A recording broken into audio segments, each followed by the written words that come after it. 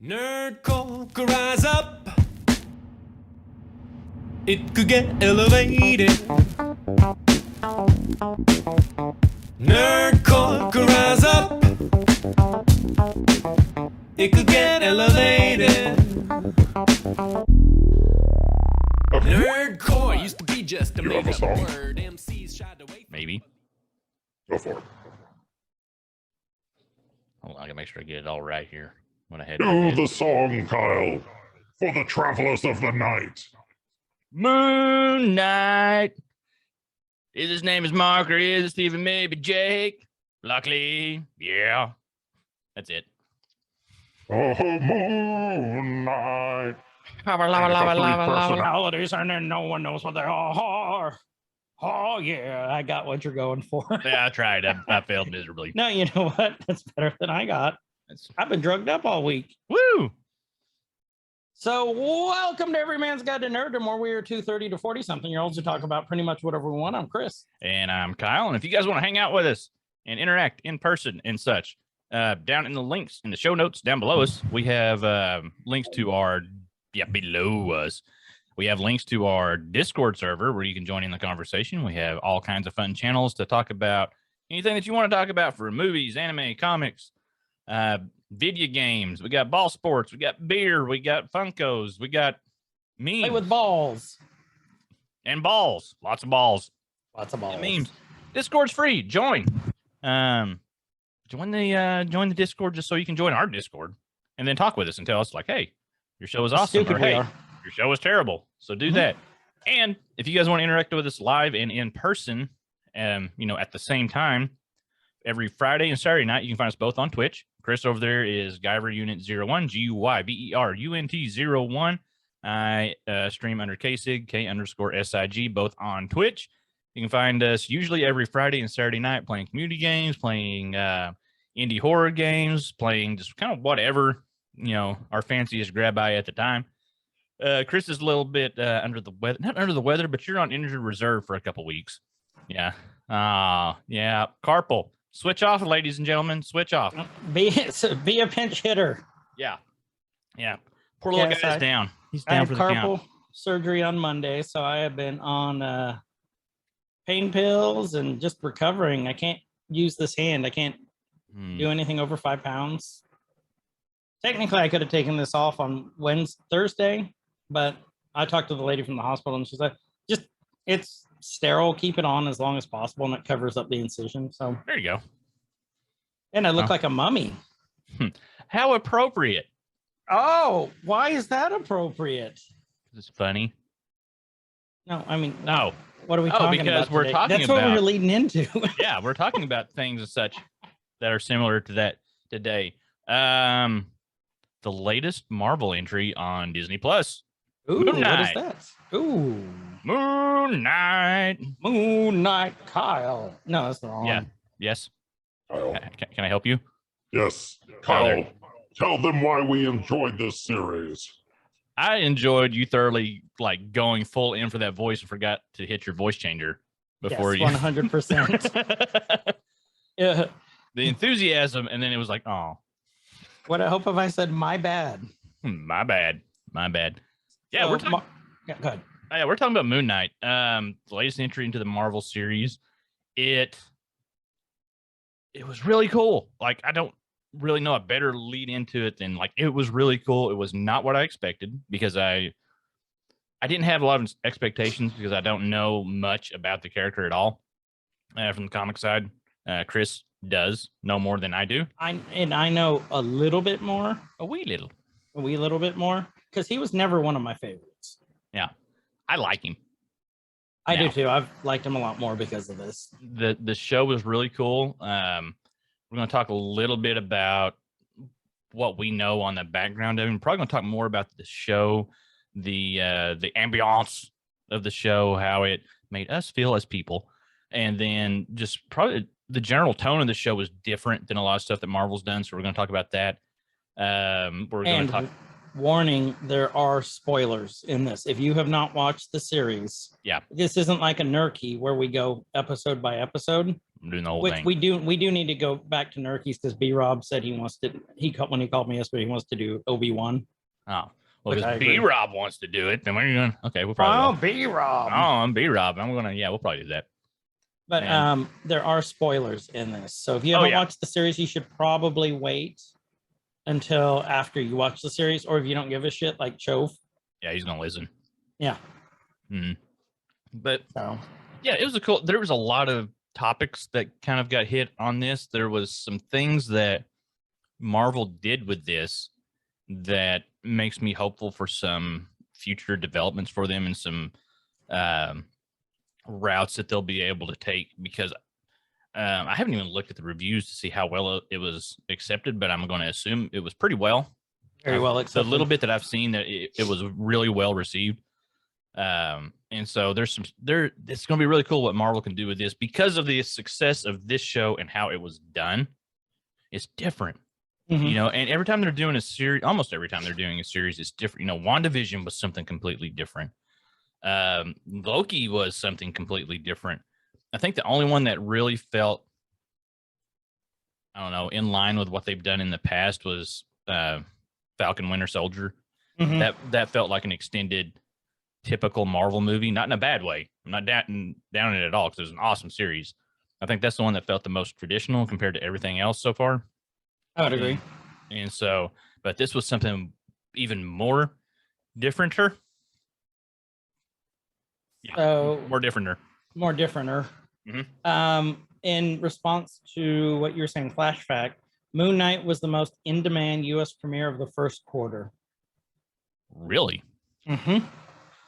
Scored in the exceptional category with 33.4 times the average demand of all other series in the U.S. during its first 30 days. And it said that's exceptional because it started later than other series. Like if you look at like Peacemakers in the same quarter. They got what was it? Is it 6 episodes? There's 6 episodes. 6. So it's a shorter run, because usually they do 7 to 9. In between. In between. So it was a shorter one. It feels like they didn't expect it to do as good as it did. Like, they had a reason to get it out there, but I don't think they expected the reception that it got. I don't think they did either. What set it apart for me was it's a horror. You're a horror. You're a whore. It's a horror piece. It's like their first foray into the horror genre. That's darker. Way darker. Like Doctor Strange in the Multiverse of Madness is the first true horror film into the MCU, but this is the first series. I liked it. I liked it a lot. Like, I liked it way more than I thought I was going to like it. Like, I kind of went in with no expectations. I did the same. I didn't know what to expect with it. I think that's why I went in with no expectations. Yep. Oh, one thing we forgot before we get too far into it. Yes. Listener of the week. Oh, who's our listener of the week? Doc Biohazard. Doc. Oh, Doc. Here. Yeah, you can only one hand clap. Yeah, there we go. What's the sound of one hand clapping? No, there. You hear it. You hear it. But Doc, thank you for your loyal listening. We appreciate you. Loyal listener, good friend. Appreciate you being around, playing with us on the weekends when he's able to. Cool dude. Yeah, also streams. Doc is part of our EGTN community, and he plays with us Fridays, Saturdays when he can. Yep. Doc's a cool guy. Thanks for listening. Doc. So let's roll back and go into, well, first off, let's roll back and go into the history of Moon Knight a little bit from what you can recall. I want to quiz your drug-riddled brain from the week. So the show is actually pretty accurate in the origins of Moon Knight. Like the first issue dealt with the mercenary band in Egypt. And it was correct in who his boss was of that mercenary band, Bushman, who they referenced. We'll go into Bushman a little bit more later, but Bushman is the main villain for Moon Knight. He is Mark's, he's his Sauron or Saruman or Vader, or, you know, he's the anti-Mark.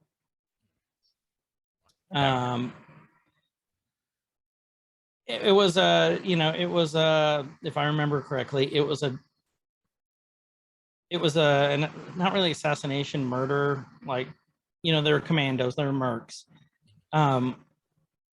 It went all wrong, and he was dying on the steps, and then Khonshu appeared to him and, you know, said, will you keep the travelers of the night safe?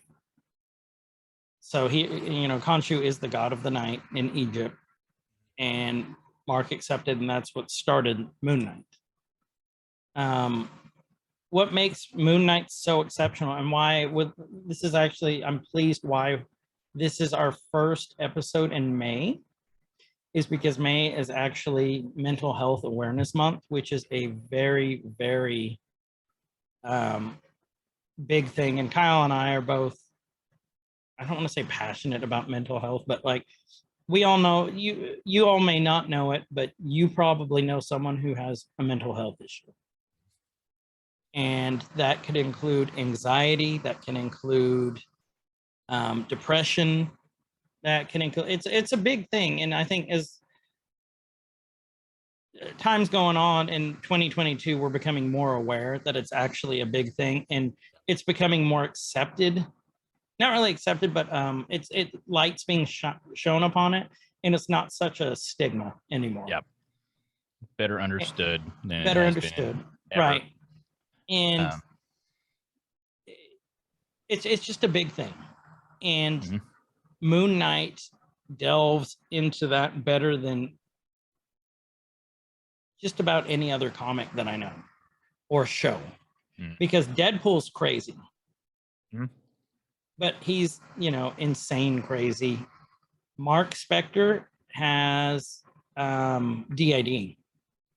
What is that? Dissociative identity disorder. Disorder, right? Disorder. Disorder. Disorder. You know, commonly known previously in multiple personality disorder, and this is the like official designation for it now. Basically stating, you know, you have a, you know, your personality, what makes up you as a person, your personality. And I may butcher this because I am no psych guy at all, but you know, there's different facets of your personality that make up you as a person. And it's the split off of those individual facets that into their own individual personalities. And it's kind of what we saw with in Moon Knight. You know, you have Mark, who is the, you know, that's his base personality. Like, Mark is the guy, and he's more aggressive, he's more standoffish, he's more physical, he's quick to react, he's the problem solver. He's the problem solver. In the fight or flight, he's the fight. And then you have Steven, that is like, I don't want to say the complete opposite, he's just different. He's more methodical. Steven is the eternal optimist. He always sees the good in every situation, and he believes in the good of people no matter what the situation. He's more analytical. He is more slower, more British, quite a bit more British. I would say at least 75% more British.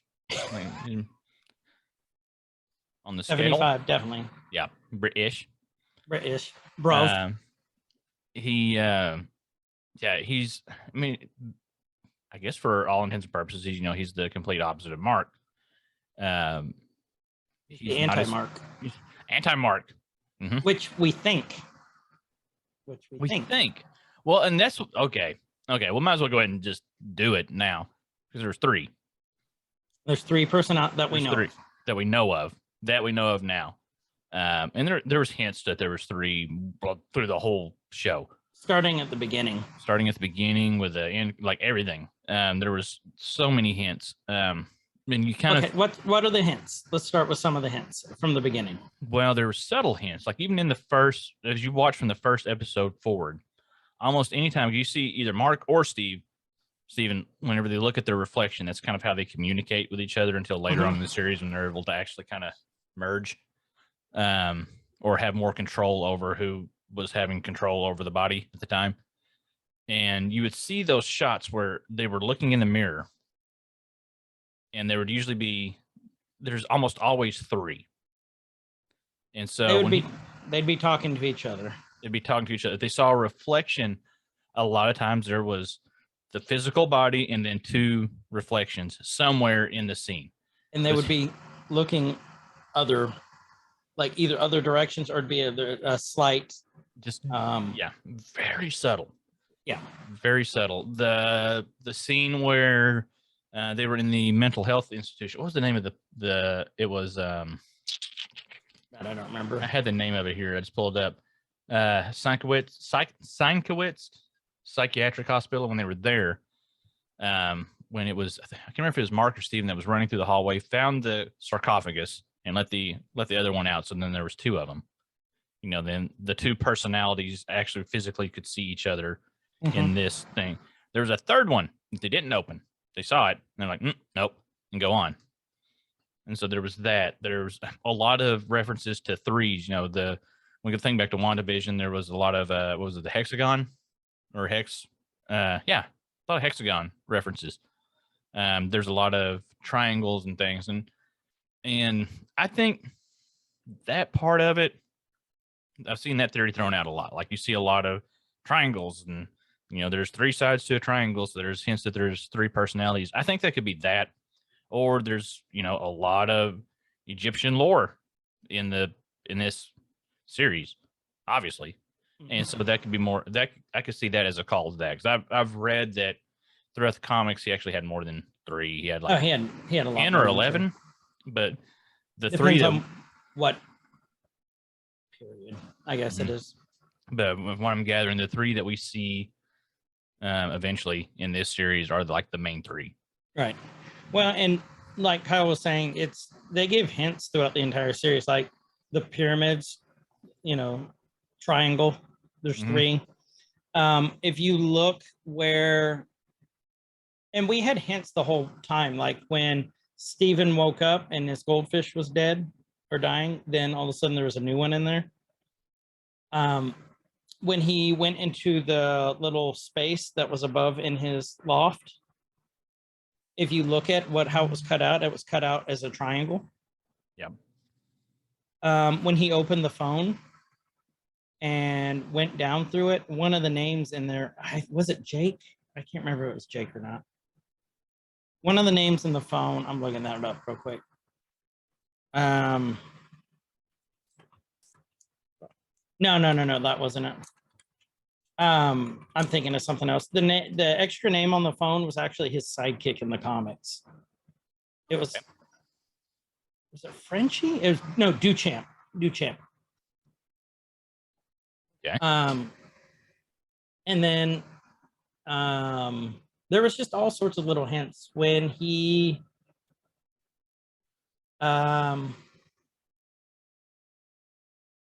that first episode when Harold went after him in the museum, when he, you know, kind of looked in the case and then you saw the three people. There's one. There was that when he was in the bathroom fighting the first whatever. The jackal. The jackal. He was looking at the mirror here, and then looking ahead, and there's two mirrors on each side. So there was a lot. Right. And I mentioned Harrow. Harrow only existed in the comics for the first issue. So they really drug him out. He was a throwaway character who died in the first issue. They created this character for Moon Knight, for the TV show. Oh. And I will tell you, I think Ethan Hawke did fantabulous as good. Arthur Harrow. Like, I really enjoyed his character, especially since there was nothing to go on. But one thing that he is getting roasted for was when he was speaking Mandarin. I think it was Mandarin. Apparently, he butchered it so bad. Everyone in my little Asian communities that I'm part of, like on Facebook and stuff, was just roasting him. Apparently, it wasn't even close. To piss off the Asians, Ethan. Yeah, well, you can go Ethan, but Ethan, he did a great job in it.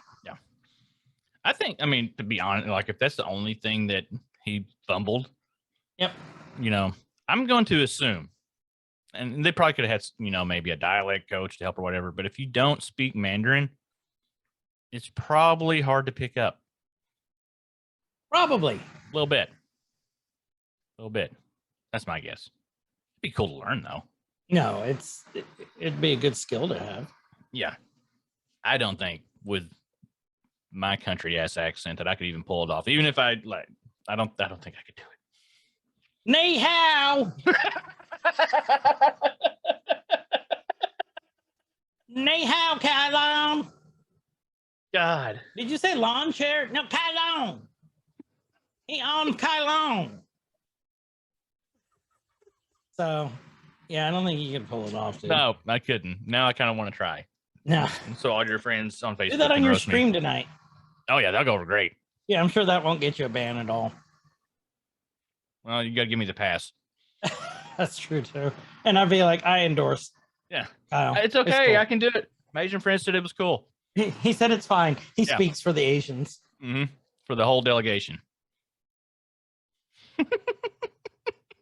Okay, let's get into the let's talk about the show a little bit more real quick. Okay.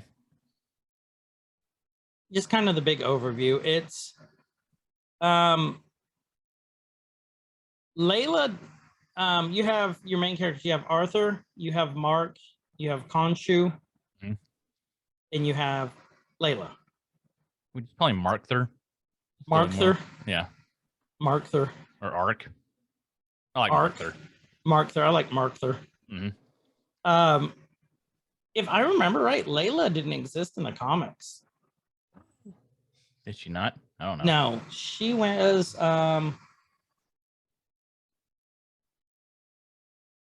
she is supposed to be, so his girlfriend in the comics was, I'm trying to remember her name now. Hold on, I'm looking it up.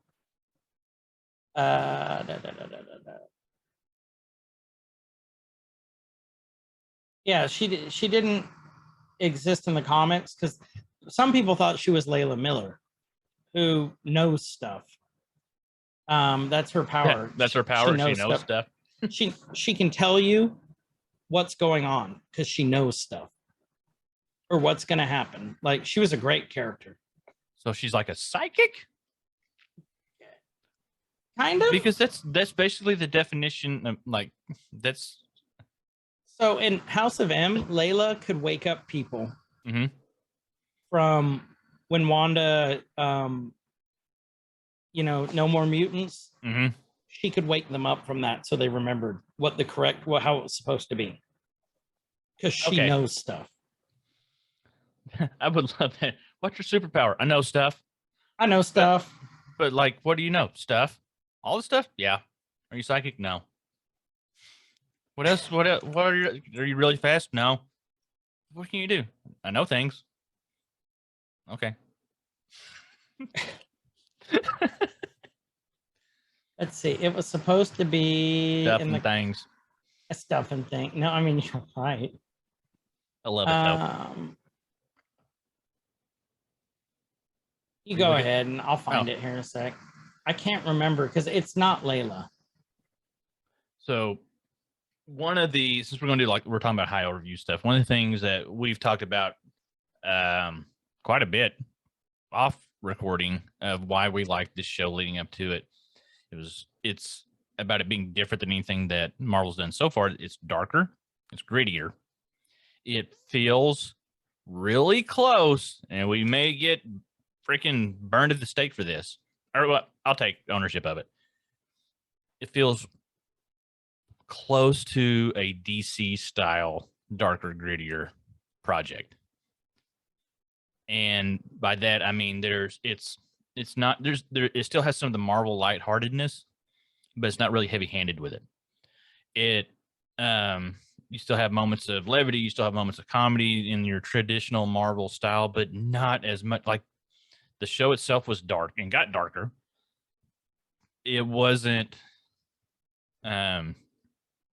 super action packed, Like the action scenes were really cool, especially at the end when we had the big battle, like the Battle of the Titans style battle. But it had that horror feel to it, especially early on. It set that tone, in the museum with the creatures and Steven kind of freaking out. It had that horror tone to it, so much so that like my little guy who watches everything that we watch, he's like, I don't know if I want to keep watching it. Like it was spooky enough there.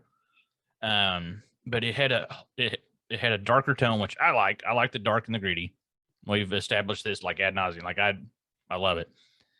But something else that was really cool, I think, is out of all the things that they've done,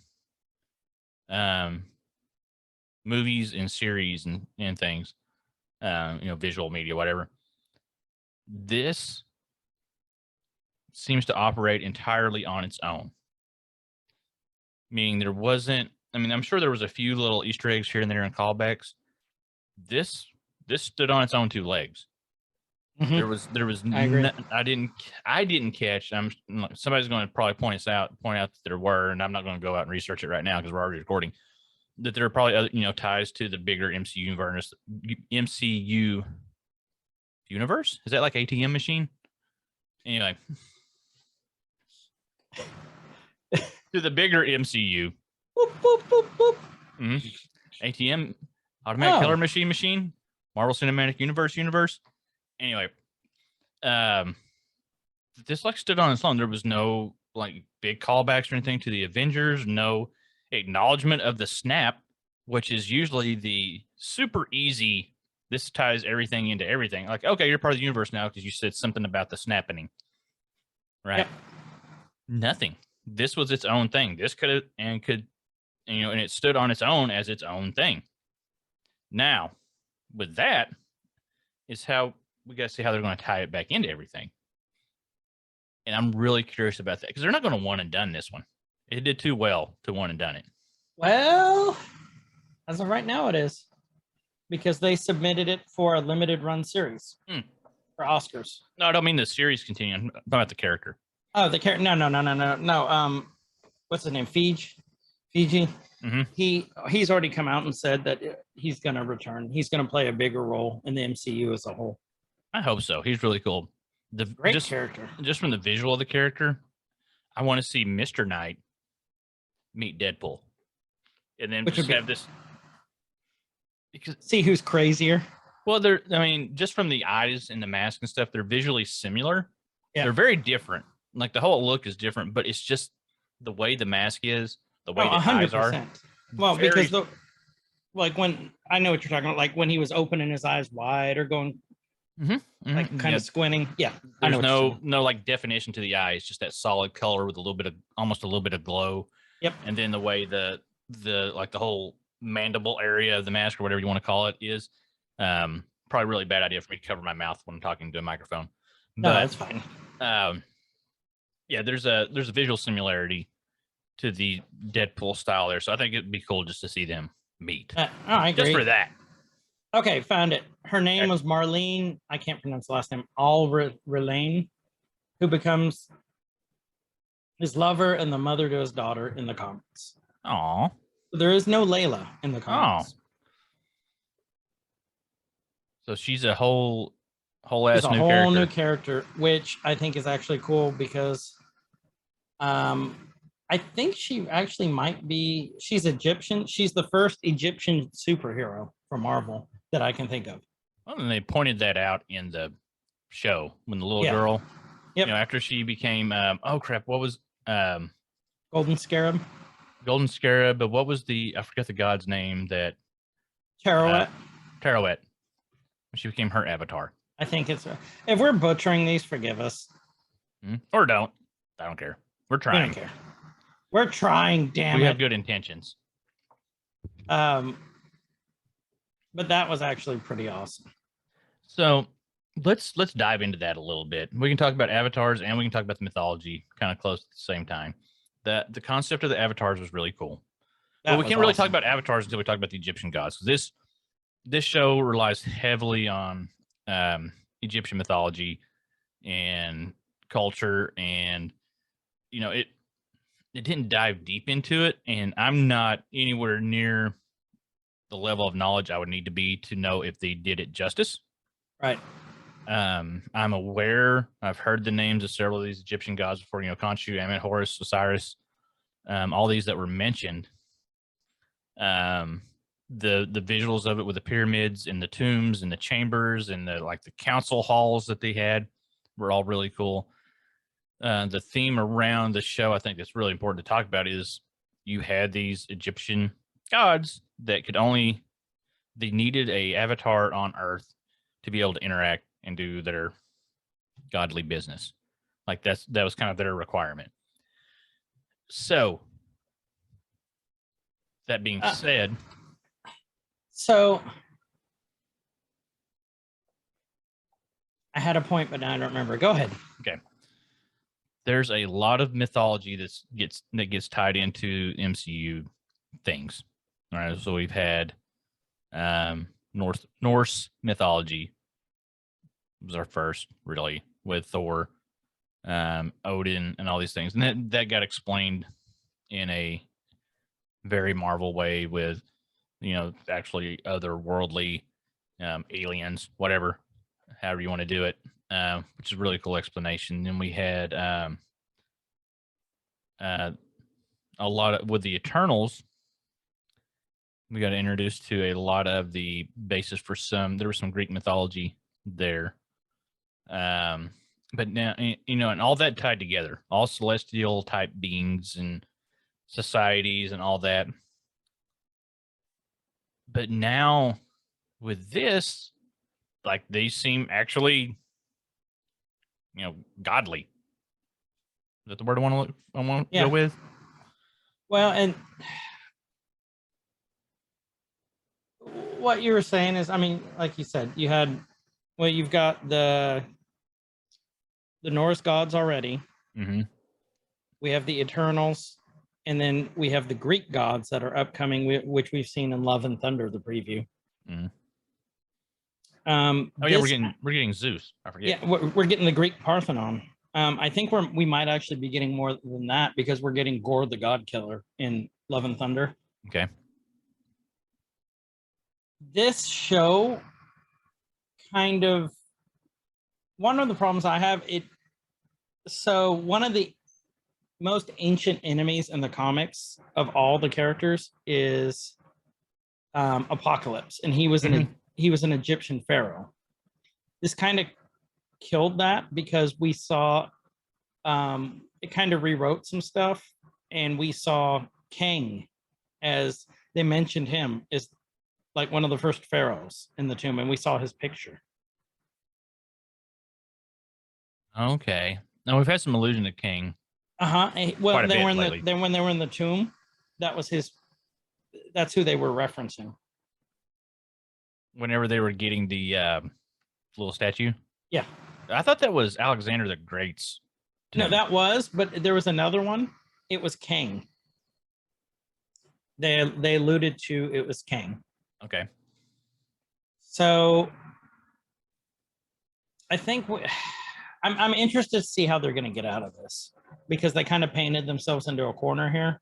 I do kind of feel that, because I'm kind of curious how they're going to do this. Because they've been able to, I don't want to say explain away, but explain and tie in all these mythical gods and goddesses and ideas and theories through the comics, and now through the movies and the shows of how they actually exist. Right. And then they have a, even though it's far out comic book reaching logic, it still makes sense within that, because there's a reason for them. There's nothing so far actually spiritual, right? Right. You don't have an actual spiritual being. You don't have a actual godly, angelic, demonic being yet. Everything gets explained away through the multiverse or other societies or cosmic beings or whatever. It still works. Right? Then they exist because they exist. So this has not done that. Right.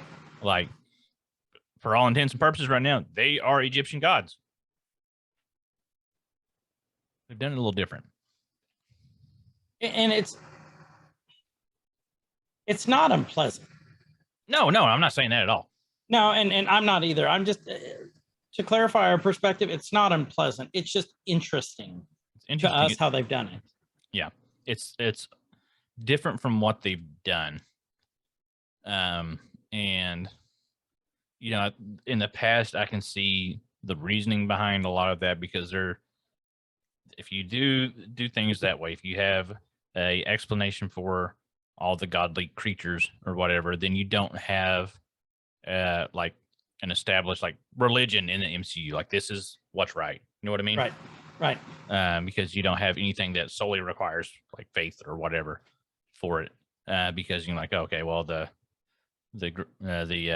Norse gods come from Asgard, which is in this plane here, and you know should be coming to Oklahoma sometime. I don't know, but I really wish they would have done that. That a little bit more. You never know. They still might. They still might. I'm not gonna hold my breath. You know, so this is everything they've done in Moon Knight with the godly creatures, godly beings, or whatever.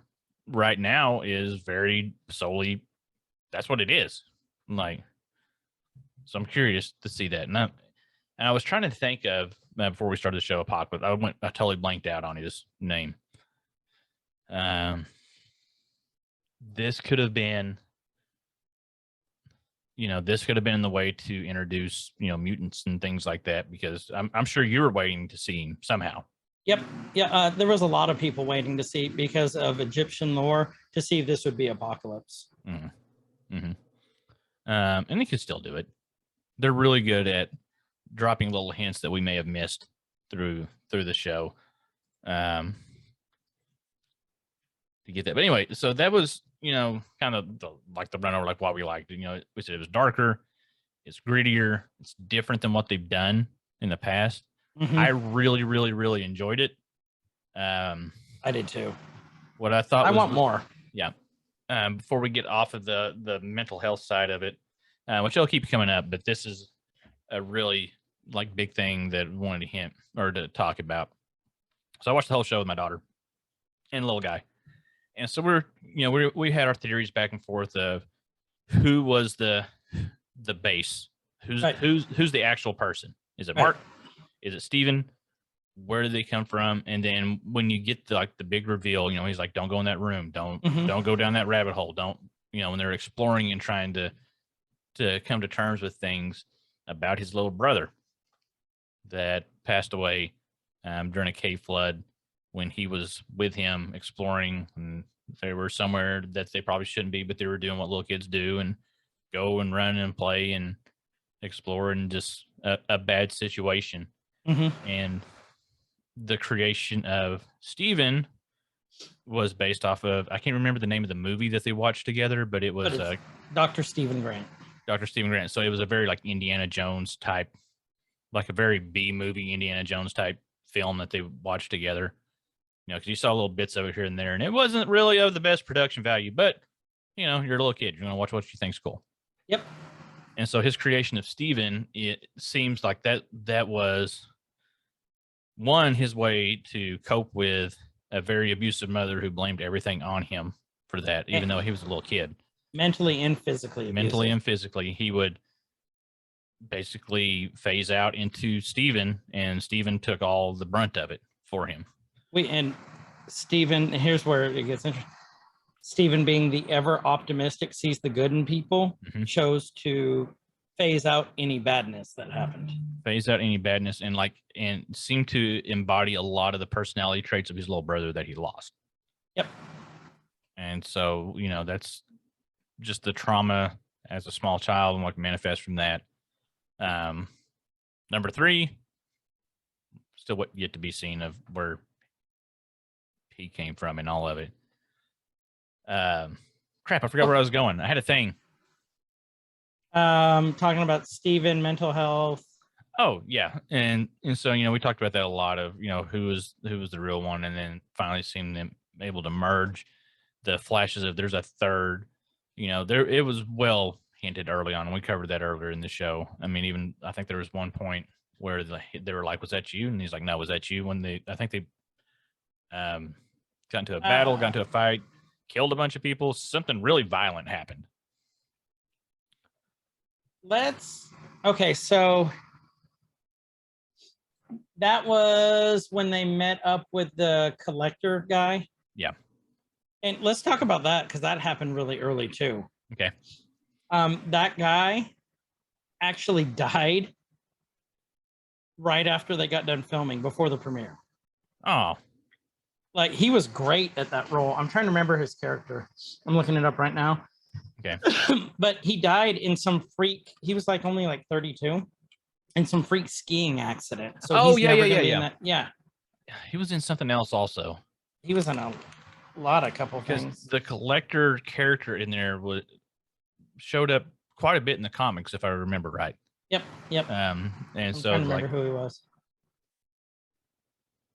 crap. I forgot his name. I read about it though. Yeah, it was like a freak skiing accident. Yeah, just died. Uh-huh.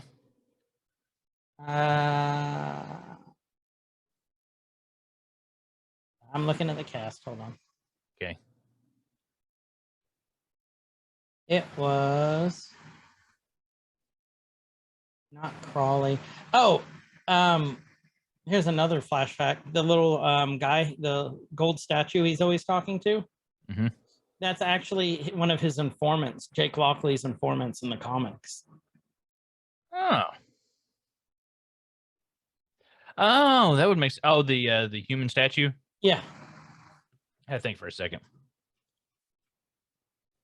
Okay. I'm looking him up. You think we'd be ready? Yeah, fine. Well, we think of things as we go through it. Kind of looking back again, also at the Egyptian gods, we're jumping around a little bit. There's a lot of these that actually do show up in the comics themselves. Who else actually? Well, I mean, Khonshu obviously, because he's central to the story. Ammit, Tefnut, Horus was an actual character in the comics. I don't know if Isis was in the comics, but I don't know if we saw her much in the show itself. Apparently she was briefly heard. Her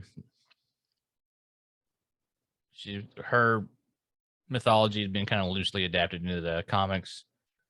The mother of Horus, who is a major deity in Egyptian mythology, made sporadic appearances throughout the comics.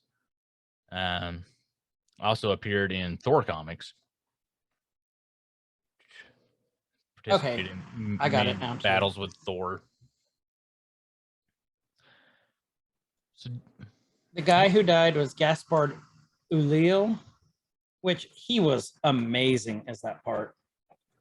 The collector guy. Mm-hmm. He played Anton Mogart, and Anton Mogart,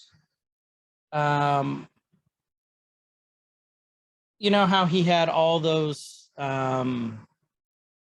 rare treasures and stuff? Yeah. And how he got them, quote unquote, got them? Well, in the comics, he was Midnight Man. He was a villain, actually a villain of Moon Knight. And then he died. So they can't utilize that character anymore. But flashback, the original villain who was supposed to be the villain was supposed to be Bushman. In the comics, they fight a lot, and here's where it gets a little gruesome. Moon Knight, Mark, always cuts off his face. Bushman's face? Yeah, he doesn't have a face because it's been cut off by Moon Knight. But his character is Kilgore, basically from Black Panther. Okay. It's almost the exact same backstory, like, betrayed, blah, blah, blah, blah, blah. And so they didn't want to use him. That's why they came out with Arthur. No, they didn't want to reuse that. Because it's the same character. Okay. Too similar, which I think ended up better. But yeah. I think they went a really good route with it. Here's something kind of interesting. So I'm kind of scrolling through this and looking at the different. Another flashback. Yeah. First Jewish superhero in the MCU. Oh, yeah. I forget when he had. Yeah. Yeah. Because he had the yarmulke. Yep. Not Yamaka. Wait, is that right? Mhm. Yeah. You're- And I don't know. You couldn't have picked a better actor than Oscar Isaac for this. No, he did amazing. Let's talk about this part real quick, because for every personality, his face changed just ever so slightly. Yeah. Like Steven, it was softer. Mark, it was harder. And then at the end, Jake was just stone cold. Yeah. Because Jake's the fixer. Jake's how it changed in the comics too. He drove a cab in the comics. He was a cabbie, and he had his nose in the underworld. Jake was a fixer.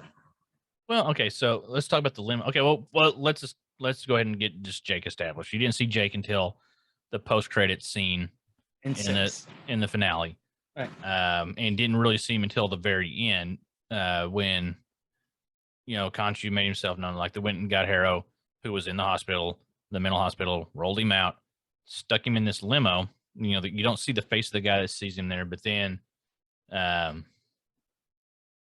you see Khonshu in the Mr. Knight costume, and wearing the whole Mr. Knight look. Basically, he tells, did he introduce him? How did he do it? Anyway, you see Jacob spin around and shoot Harrow in the face. Pop. So what that shows is Khonshu still has control. Like Mark and Steven, in their mind, his mind. Anyway, he's free. They're free. They're free. They can switch back and forth between each other very freely now. They've made amends. It's a time of healing for Mark. But done deal. But they don't. Neither one of them are. Neither Mark or the Steven personality are aware of Jake. Lockley? Jake Lockley. Yeah, they're not aware of him. And like you said, he's the fixer. Well, it's cool. So you see the limo. That scene. So he's a cab driver in the comics. They're driving the limo. The limo has vanity plates SPKTR Spectre, which I thought was hilarious. I cracked up at that one.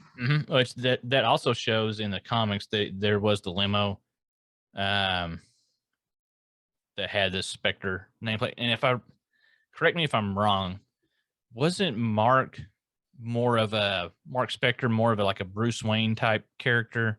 Yeah, he's super rich. Rich. He's a Batman, basically, except he's crazy with supernatural powers. Yeah. And so that's this, a cool throwback to the comics because the limo, we're going for the money. But so I wonder. That makes me wonder if like Mark had money that he didn't know he had. Or maybe he just really had it and nobody ever knew it. Yeah. Or there's a fourth one that's got some money running around somewhere. I bet. Well, as a merc is a pretty lucrative job. Oh yeah, but you wouldn't be rolling around in a limo as a mercenary. No, you wouldn't. Keep low key. Low key. Low key. Oh yeah. So the one thing I was going to talk about when we're talking about the Egyptian gods and Horus, is that Horus showed up a lot in Thor in the comics. And so we've got Love and Thunder coming up. Maybe that could be the tie-in. Yeah, I could see that. I could definitely see that, actually.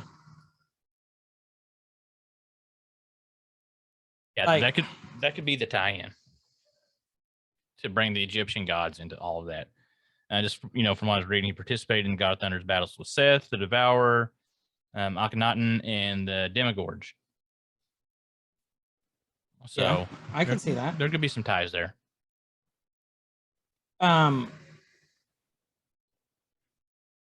There's so much they could do with this. And I think that they're planning on it. I think they're planning on having a bigger picture for him. Yeah. In the end, we just don't know it right now. I'm really curious to see where it goes. This is a great series. So how you know a little bit more. So if he comes into the bigger picture, What, he was an Avenger. he was an Avenger. Okay, that's what I was gonna kind of go with. Was he an Avenger? Was he, because there's all these little factions that are slowly starting to form. He's been kicked out multiple times, but they have said Avengers are done. Okay. So where would he land? That's a good question. Because I mean, like I said, you see what we've seen the beginnings of, like the Young Avengers, the several. I'm lost for words right now. Was it Dark Avengers? Dark Avengers. We're kind of seeing. Well, we've set up. They've already set up for Dark Avengers. Yeah. 100% they're setting up for Dark Avengers and Young Avengers. So when you're saying the Avengers are done, like what we've seen. Yep. You know, Captain America, Iron Man, all that. It's time to move on. Yep. And they're going to have to keep this going. They'll have to branch off in other groups, and those are big shoes to fill to stay as popular. And so what I kind of feel like they're doing is they're really loading up their magazine here. They're really filling up with good quality characters ahead of time, so they have this pool to pull from. Well, we've discussed this before. This is what they do. Yeah. This is what they do. They probably had this planned out for 10 years, better part of 10 years. That they wanted to add this in, and there's probably a 10-year past this plan of things that happened in this episode, in this series, that they can call back to and bringing back for different things. Like they're setting up the roster. Yep, 100%. Continually setting up the roster and continually making little small changes here and there that they may or may not have to call back to. They just have it there in case they need to use it. And Right. if they want to go a certain way, it's already set up and done. Which I think is brilliant, because it speaks to people like us. We want more. We do. I want more at a slightly slower pace because it's hard for me to keep up with everything. Well, they kind of just throw it at you. Yeah. Take it and love it. Take it and like it. Okay. I can't take anymore. No, I don't wanna. So since he was an Avenger, but Avengers are done, how would you like to see more of him? What would be a cool In the bigger scenario picture? in the bigger picture? Whether it makes comic canon or not, which actually I'm kind of a fan of it not making comic canon or not being totally derived from comic canon. I like things that are unexpected and then How they're doing it. Right. that gets the fanboys riled up. That's not how it happened in the comics. For Cool. It's something new. They thought of a new idea. What would be a cool team up or a cool scenario that you would like to see him in? Well, I've been trying to think of this because, the big picture is Phase 4 is cosmic and multiverse. We know that. Yeah. I don't think he would fit in well with the cosmic. I think he would do great with multiverse. Oh, yeah. Yeah. Because I'm thinking that's kind of what they're setting him up for, is multiverse. And the reason is because his shattered psyche would fit in perfectly with the multiverse. And variants of Moon Knight. Other psyches, other personalities besides Steve. Yes, and Jake. And you would have he would be able to I think he'd be able to better accept the multiverse than, let's say, like your Winter Soldier, than your Captain America. Yeah. Because they're great for universal threats or galactic. But when it's multiverse, you need the weirder heroes for that. That's why I'd love to see Deadpool brought in too. Oh yeah, we can talk about it. It'd be really cool to see them together. So I think he's gonna, because they've already said Strange is gonna be the anchor for Phase 4. Yeah, makes sense. He's the one who they're tying everything together. I have a feeling he's going to be kind of the brutal, kooky sidekick. Let's see that. I have an idea What's that? that I think would be really cool. So we are already seeing the groundwork place for one Blade to show up. It's coming. Yep. Oh, definitely. So you have Blade. Here's a cool team up. Here's the team up I would like to see. So you have Blade. You have Moon Knight. You have what's Kit Harington's? Is it Black Knight? Black Knight. Yep. Yep. Okay. So we get two Knights. One, the jokes write themselves right there already. Like there's going to be cool things that could happen. Yep. But from the mood of this show, from what we know about Blade, anyway, in general, because we've already seen, people that don't even read the comics are aware of Blade because of the previous movies, darker, grittier, bloodier, more violent. And then we throw in Deadpool. And so that team up could be, well, no, Deadpool's I think he's too. They are setting up for Midnight Suns. I wonder if Moon Knight will be part of the Midnight Suns arc.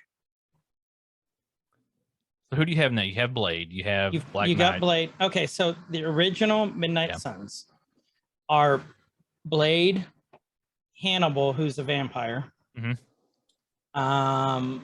Blade, Hannibal, and Ghost Rider. Who is Moon Knight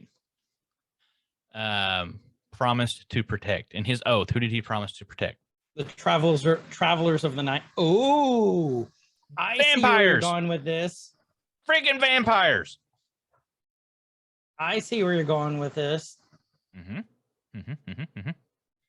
I bet they are the Travelers of the Night, Midnight Suns. I bet they're setting them up for the Midnight Suns arc. All right, you heard it here first, folks. Well, and I'm wondering how Ghost Rider's coming. He's coming. It's just I wonder how and when. Here's another flash fact. It was cut, but Eternals was supposed to show up in this. In Moon Knight? Uh-huh. I did not know that. Yep. See, I have to draw this. I draw this personal fine line of. I try not to read too much, especially while I'm watching it, because I don't want to get spoiled. I've taken this new angle into watching things as they come out, where I'm trying to. I avoid trailers. I avoid anything previous until I watch it. Right. One, because I don't want things to get spoiled, especially on Facebook and things like that, because I'm sometimes really late coming to the party. Even if you're like 2 days late now getting to the party when a movie release, you can get everything spoiled. Oh, 100%. If you accidentally. But what's really cool, and so like with Multiverse of Madness, other than what the little bit we've talked about here, I've tried to avoid all trailers, anything. Right. Because I want to go into it completely blank, completely pure. Pure? Yeah, I'm wearing a white dress. And but I have found that has made things, that's been able to help me look at things, one, more objectively, because whether you want to or not, you'll get influenced by other people's opinions. If you're reading anything about what they think about it coming up, you're able to be more objective and you're able to be more critical of the show. Right. And it's that much more enjoyable. And it takes me back to a time whenever, like, we might see a little trailer on TV in the times before streaming and on demand and all that, where like you would catch a commercial because you were watching Saturday morning cartoons or whatever. Right. That was it. It wasn't in your face all the time.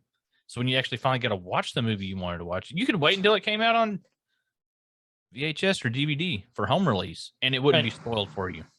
Unless little Jimmy on the playground said something, little dick. Little asshole Jimmy. Yeah, Jimmy. So that's been Jimmy. My take on like consuming media here lately, and I've really enjoyed it. It's made things more enjoyable.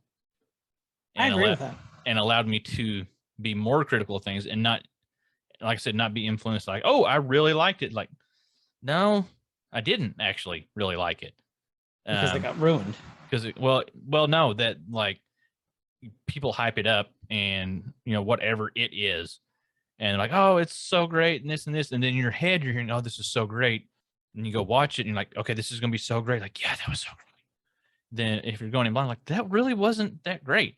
wasn't as great as I thought it was going to or be. it was greater than I was hoping for, and so it allows you to be less influenced, I think. Anyway, Right. little aside there. And I agree with you. Yeah. I totally agree with that. It's God, I was ready to go watch Multiverse this weekend or next weekend.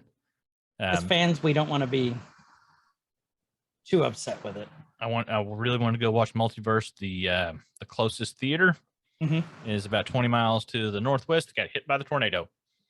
Oh no! Oh, Shawnee. No, Seminole. There's a little 2-screen theater that's a 15-minute drive from my place. That's really nice. Like little hometown 2-screen theater. They show new releases when they first come out. Prices are reasonable. Popcorn's awesome. Snacks are great. Never crowded. And yeah. Got hit by the tornado. Got hit It was by an the tornado. EF2. Yeah, I drove through yesterday. Did some damage.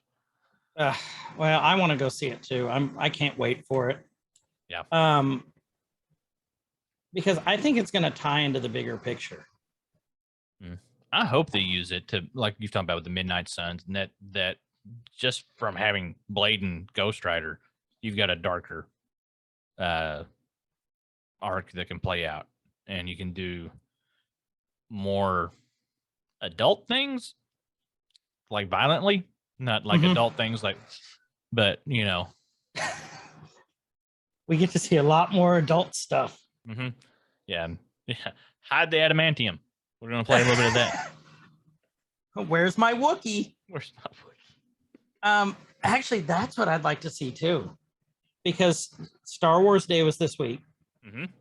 They've already said that Star Wars exists in the same universe as the MCU.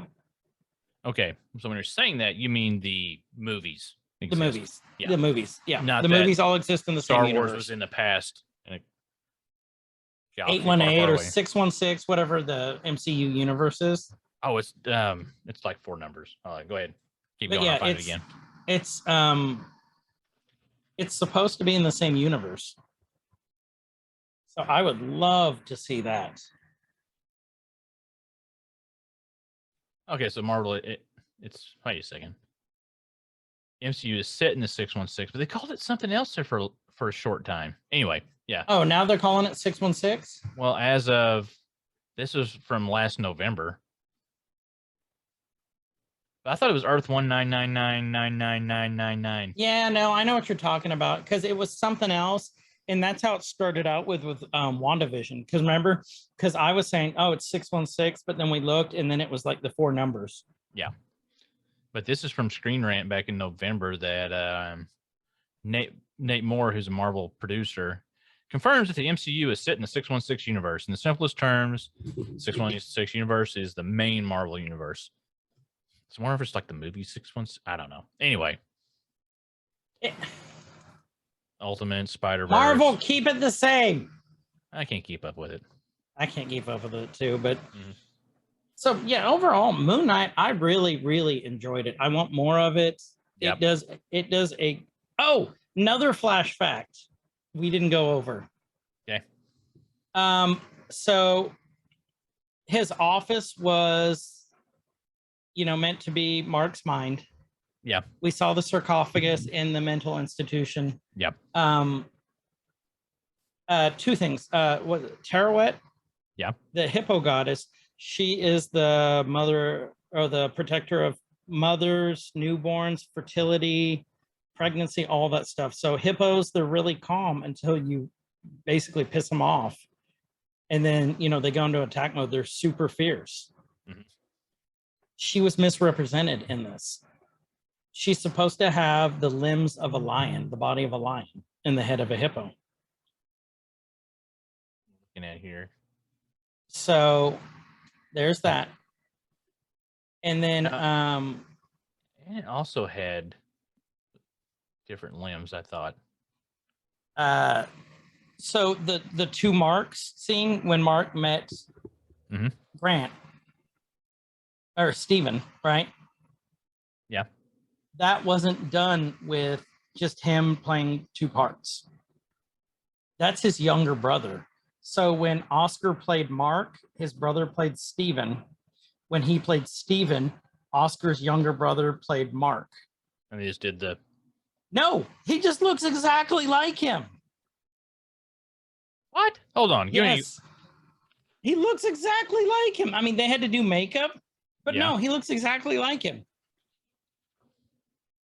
So when they're running side by side, that's actually the two brothers. Oscar Isaac. What's his brother's name? It's not Oscar Isaac. I think Oscar Isaac's stage name. Isaac's. Oh, Oscar brother. Isaac Hernandez Estrada. He's Guatemalan. Okay, Oscar Isaac brother. That's what I'm gonna go with. But yeah, he looks exactly like him. Isn't that nuts, though? His brother also plays Moon Knight and has a rude nickname. Hold on here.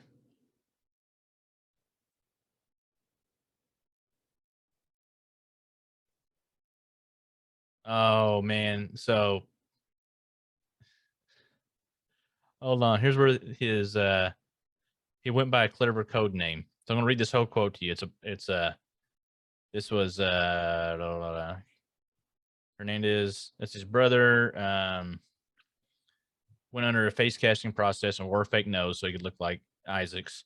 Mm-hmm. His version of Mark Spector even went by a clever code name. So it was just weird. It was just this weird mutated abomination of Mark with a fake prosthetic nose. I had never done the whole casting thing where they pour green goo over your face, and I was totally game for that. I was totally game for like, yeah, you want to give me a wig or a fake nose? We even thought of a fake chin, parts, and cheeks. And then we established that if we're going to film from behind my shoulder, the nose was the prominent part of the face to get. And so that made it feel like it was actually Oscar there because he has a beautiful schnoz. And we wanted to recreate that. Eventually, I forgot about it. You see, that worked out well. Mork Sphincter is what Mark Sphincter. that was the code name for fake Mark, played by Oscar's brother, Mork Sphincter. Mark Sphincter. I know what our next names are going to be in whatever game we're playing. Mark Sphincter, Mork Sphincter. I call dibs on Mork. Okay, I'll get. Damn it! I get to be. Why am I always Sphincter? Oh, hi, Mark. Oh, hi, Sphincter. Oh, I've been waiting for that meme. I'm sure it's out there somewhere. Whenever Sphincter. Somebody actually saw Mark Spector, there was a line. Somebody was like, "Oh, hi, Mark," when they saw him. And like, oh, hi, Mark. Yeah, I can make that. Hmm. Well, yeah. I mean, what did you all think? What did you all think of the portrayal of the mental health of Mark? What did you think of the series? Let us know. tone of it, the visual, whatever you guys thought of it. Like, there's a lot of things to pull from this. Really cool visuals, really cool story, really good awareness. You know, bringing some things to the forefront. A lot of cool potential. Any Egyptologists out there that know things, tell us what all we got wrong, because I'm really curious. I don't know a lot about it. I'm familiar with some of it. It's really fascinating to me, and this kind of makes me want to like dig back into it again. I'm waiting to see where the whole picture comes together. So we have, like we said in the beginning, there's a Discord and there's links in the show notes below. Join the conversation. Tell us what you thought about the show, not our show, Moon Knight. We don't care what you think about us. Tell us what you thought about Moon Knight, and like, give us some ideas for stuff in the future. What would you like to see us talk about? Or hear us talk about? Or whatever. So with that, this has been Every Man's Guide to Nerddom. I'm Chris. And I'm Kyle. Wherever you guys are, have a great morning, evening, night, whatever time it is. And please be good to each other. See ya. See ya. It could get elevated. Nerdcore could rise up. It could get elevated. Nerdcore used to be just a made up word. MCs shied away from.